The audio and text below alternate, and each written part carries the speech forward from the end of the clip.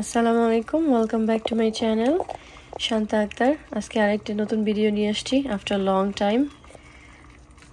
যদি আমার ভিডিওগুলি লাইক করেন তাহলে subscribe to my channel and like and share my video please.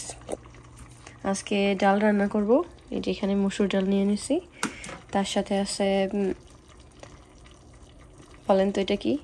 এটা হলো লাউয়ের শাক এন্ড ডোগা আছে, আর এটা হলো কাঁঠালের বিচি সিদ্ধ করে নিতেছি, তাহলে ইজি হবে রান্না করতে। এটাই রান্না করব ডাল দিয়ে শাক। দেখেন কিভাবে রান্না করি। প্রথমে কড়াইতে তেল দিয়ে নিচ্ছি, একটু বেশি তেল দিতে হবে কারণ শাক তো।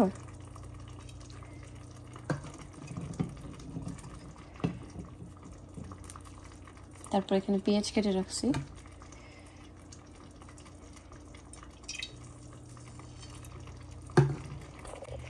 ছোট দুইটা তেজপাতা দিয়ে দিলাম, তার সাথে পেঁয়াজ,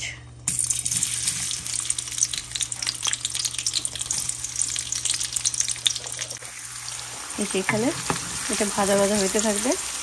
তারপর এখানে সব মশলা দিয়ে নিছি, প্লাস কাঁচামরিচ, ধনিয়া গুঁড়া একটু, মরিচের গুঁড়া, হলুদের গুঁড়া আর লবণ তো থাকবেই।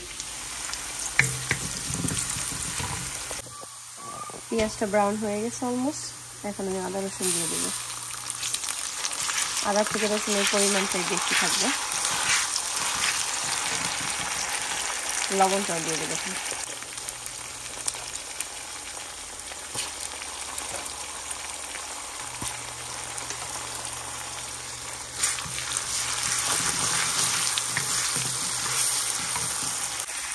তারপর এক এক করে সব মশলা দিয়ে দেবো।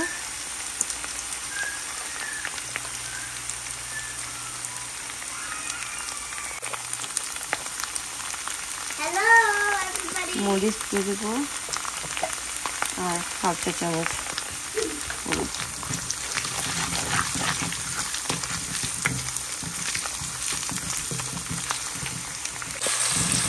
কাঁঠালের বিচিগুলো দিয়ে দিলাম, কারণ এটা হচ্ছে একটু বেশি সময় লাগে।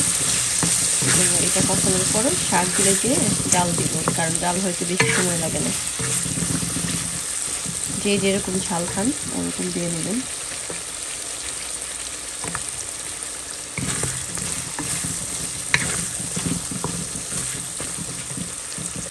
এটা অলমোস্ট কষানো হয়ে গেলে ওই শাকগুলি দিয়ে দিব, তারপরে পানি দিয়ে ডাল দিব।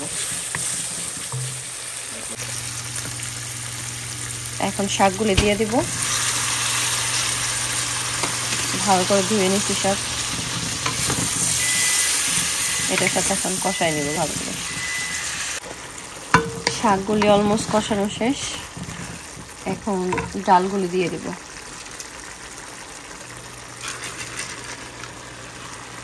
সবাই হয়তো আগে ডালগুলি দেয়, বাট আমি এরকম ভাবে করলাম, তাইলে কাঁঠালের বিচিগুলিও সিদ্ধ হয়ে যাবে, ডালগুলিও একটু হালকা আনামানাম থাকবে। এখন একটু ভালো করে কষানোর পরে পানি দিয়ে দিব। পানি দিয়ে দিছি, এখন ঢেকে দেব।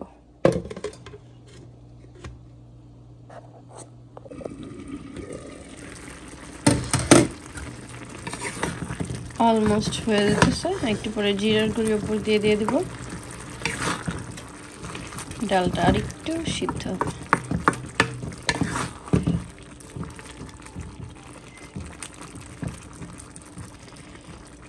কাঁঠালের বিচিও সিদ্ধ হয়ে গেছে।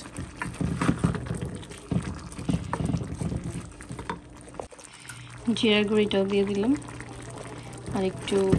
আর 5 মিনিট রেখে হয়ে যাবে।